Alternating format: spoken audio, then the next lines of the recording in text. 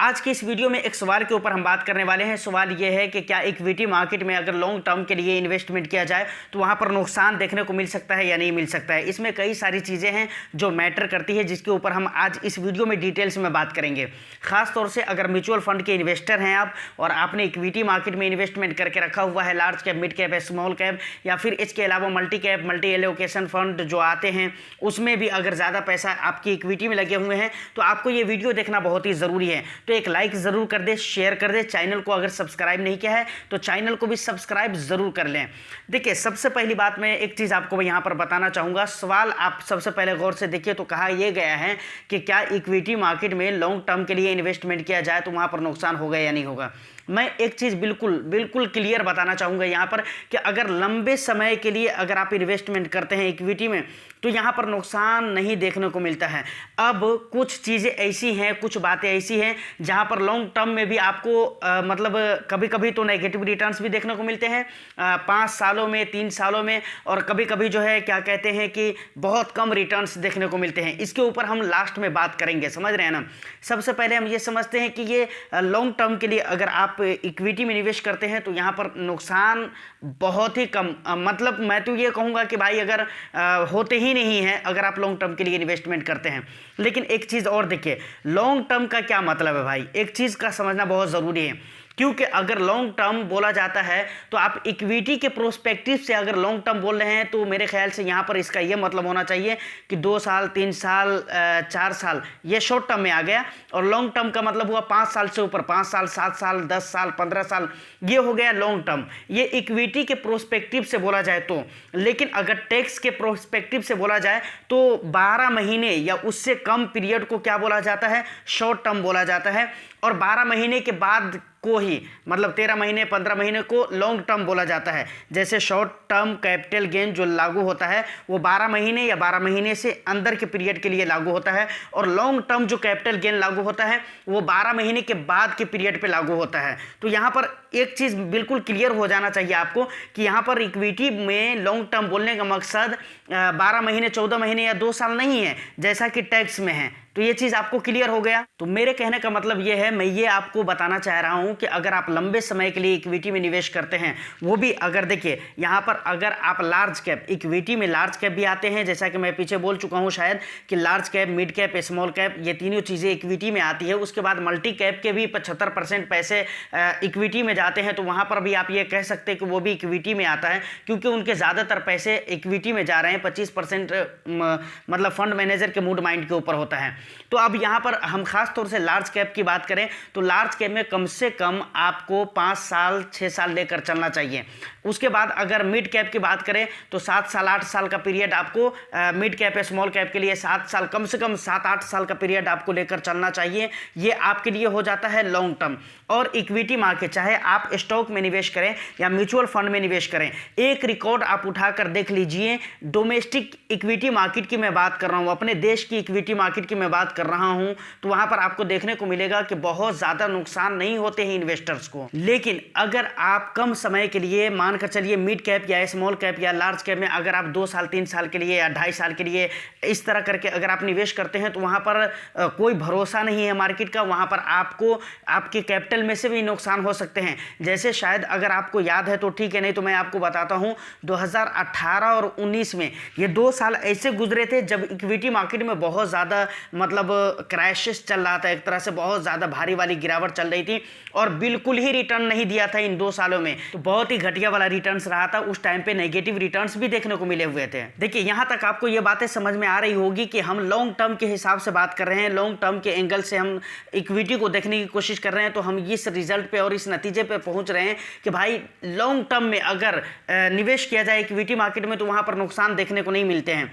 लेकिन कुछ चीज़ें ऐसी हैं जिसकी वजह से आपको लॉन्ग टर्म में निवेश करते हैं इक्विटी मार्केट में फिर भी नुकसान देखने को मिलता है। वो कौन सी चीज़ें हैं? देखिए, कुछ इन्वेस्टर्स क्या होते हैं, वो मतलब अलग अलग तरीके के अलग अलग देशों के इक्विटी में निवेश कर देते हैं, फॉरेन इक्विटी में निवेश करना चाहते हैं। कोई जापान की इक्विटी में निवेश कर रहे हैं, कोई चाइना में निवेश कर रहे हैं, कोई जो है ना वर्ल्ड इंडेक्स में निवेश कर रहे हैं। तो इस तरह जगहों पे जबकि ये इक्विटी होते हैं और इस तरह की इक्विटी मार्केट में मतलब फॉरेन इक्विटी में आप निवेश करते हैं तो वहाँ पर नुकसान आपको देखने को मिलता है। और बाज़ाब्ता इसका जीता जागता मिसाल मैं आपको कई सारा फंड मैं आपको दे सकता हूँ, पूरी एक लिस्ट दे सकता हूँ, लेकिन पूरी लिस्ट मैं नहीं दूंगा, सिर्फ कुछ नाम मैं आपको बताऊंगा और कुछ फंड मैं आपको बताऊंगा भी कि आखिर वो कौन कौन से फंड हैं। देखिए, जब भी आप फॉरेन इक्विटी में निवेश करना चाहते हैं ना, तो आपको हर कंट्री में जहाँ तहाँ निवेश नहीं करना चाहिए। वजह क्या? अब देखिए, कुछ लोग चाइना के फंड में निवेश कर देते हैं, जापान में निवेश कर देते हैं। अब यहाँ पर नुकसान कैसे नहीं हुआ? क्योंकि जापान के मार्केट की कोई खबर आपको नहीं होती है, उसके बारे में कुछ नॉलेज आपको नहीं होता है। चाइना के मार्केट में कुछ आपको उसके बारे में खबर नहीं होती है, चाइना में कौन सा मतलब सेक्टर है, इंडस्ट्रीज है जो अच्छे खासे ग्रो कर रहे हैं। और दूसरी बात, जिस फंड में है चाइना के, जिस फंड में आप पैसा निवेश कर रहे हैं, वहाँ पर मतलब वो फंड किस तरह के मार्केट में आपके पैसे निवेश कर रहे हैं, किस तरह के सेक्टर्स में आपके पैसे लगा रहे हैं, तो ये सारी जानकारी नहीं होती है और आप वहाँ पर निवेश कर देते हैं, जिसकी वजह से आपको नुकसान बहुत ज़्यादा देखने को मिलता है। देखिए, आपको एक चीज़ मैं आपको दिखलाता हूँ। देखिए, आप कहेंगे कि मैं ऐसे ही बोल रहा हूँ, आप SBI वगैरह का भी फंड देख सकते हैं जो फॉरेन इक्विटी में अपने ज़्यादातर पैसों को निवेश करते हैं। SBI का है, LIC का है, उसके बाद और भी कई सारा फंड है। लेकिन फिर यहाँ पर देखिए, फ्रैंकलिन एशियन इक्विटी फंड, इस फंड ने 5 साल में सिर्फ 5% का रिटर्न्स दिया है, जबकि ये काफ़ी पुराना फंड है। 5 साल में सिर्फ 5% का रिटर्न्स दिया है और 10 ईयर्स में सिर्फ 6% का रिटर्न्स दिया है। 10 ईयर बहुत लंबा समय हो जाता है। फॉरेन इक्विटी में निवेश कर रहा है अपने ज़्यादातर पैसे को फ्रैंकलिन एशियन इक्विटी फंड, लेकिन 10 ईयर्स में सिर्फ 6% का रिटर्न्स दिया है। उसके बाद सिंस इंसेप्शंस का अगर रिटर्न्स देखेंगे तो 6% का है। मैं ये कहना चाहता हूँ यहाँ पर, भाई हमारे अंदर इंडिया के अंदर आज के डेट में FD पे 6-7% के रिटर्न्स मिल जाते हैं और इन्फ्लेशन को आप देख लीजिए तो कितना ज़्यादा इन्फ्लेशन है, फिर क्या फ़ायदा इसी जगह पे निवेश करके। उसी तरीके से निपॉन का अगर कोई दूसरा डोमेस्टिक फंड आप उठा कर देखें जो इंडिया इक्विटी में निवेश कर रहा है तो बहुत अच्छा निपॉन के फंड आपको मिलेंगे। स्मॉल कैप कैटेगरी में भी निपॉन के फंड अच्छे होते हैं, लार्ज कैप में भी अच्छे होते हैं। लेकिन यहाँ पर आपको मैं बताता हूँ, जो फॉरेन इक्विटी में अपने पैसे को निवेश कर रहा है, निपॉन का फंड है Nippon India Japan equity fund. अब बताइए, ये जापान के इक्विटी मार्केट में अपने ज़्यादातर पैसे को निवेश कर रहा है। बहुत सारे यहाँ पर इन्वेस्टर्स निवेश करके रखे हैं, लेकिन 5 साल में इस फंड ने रिटर्न्स कितना दिया है पता है आपको? सिर्फ 6% का रिटर्न्स दिया है। सिंस इंसेप्शन का रिटर्न आप देखेंगे तो वो भी 6% का ही रिटर्न्स आपको देखने को मिलेगा। अब यहाँ पर आप ये चीज़ सोचने की कोशिश करें कि 5 साल में सिर्फ 6% का रिटर्न्स और सिंस इंसेप्शन का भी रिटर्न्स 6%, तो ये कितना बुरा रिटर्न्स है। फिर ऐसी जगह पर निवेश करके क्या फ़ायदा? एक तरह से ये कहिए कि आपको नुकसान हो रहा है अपने पैसे को वहां पर आप निवेश करके। जिस तरह आप अपने पैसे को घर में रखकर वैल्यू लूज करते हैं, उतना ज़्यादा तो उनकी वैल्यू लूज नहीं हो रही है आपके पैसे की, लेकिन बहुत हद तक के पैसे की वैल्यू लूज हो रही है। उसके बाद फिर एक फंड है जो कि निपॉन इंडिया ताइवान फंड है, ताइवान इक्विटी फंड है। अब इस फंड को देखिए, ताइवान में अपने ज़्यादातर पैसे को निवेश करता है, ताइवान की इक्विटी मार्केट में।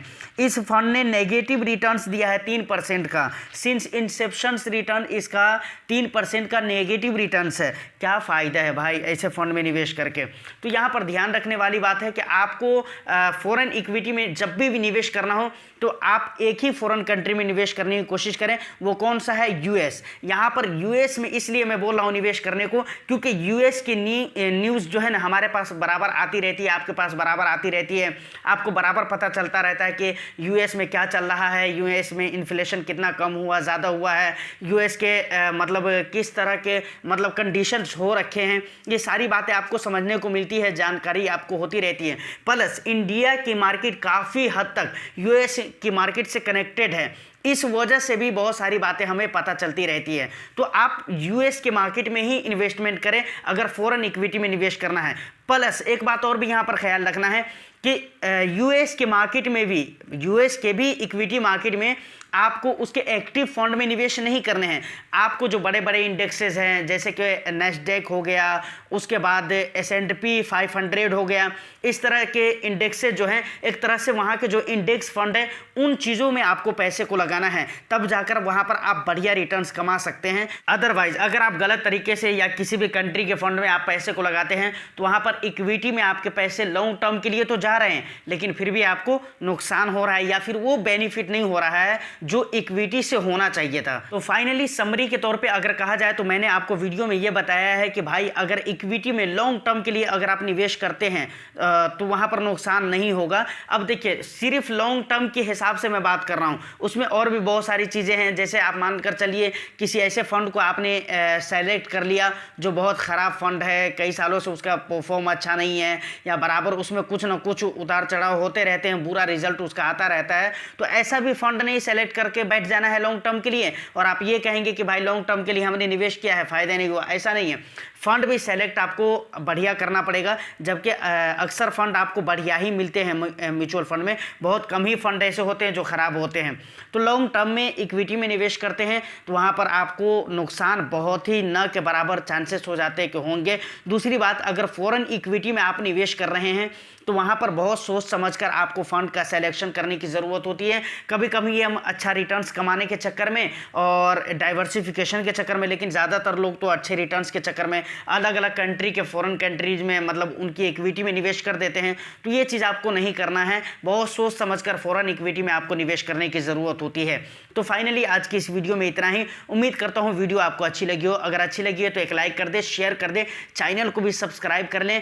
फिर मैं मिलता हूँ किसी नेक्स्ट वीडियो में, जब तक के लिए all the best. Thank you for watching.